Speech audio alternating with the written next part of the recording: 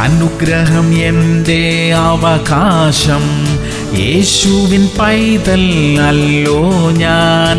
അനുഗമിക്കുന്നു ഞാൻ യേശുവിനെ, അനുഗ്രഹമോ അത് പിൻപേ വരും.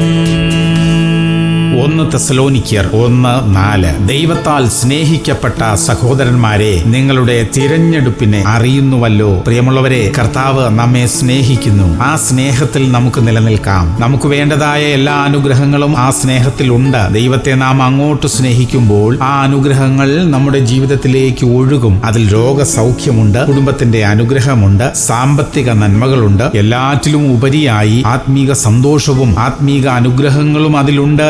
ആ ജീവിതമാണ് കർത്താവ് നമുക്ക് വാഗ്ദത്തം ചെയ്തിരിക്കുന്നത്. പ്രാർത്ഥിക്കാം. സ്വർഗീയ പിതാവേ, ഞങ്ങളെ സ്നേഹിക്കുന്നതിനായി സ്തോത്രമപ്പ.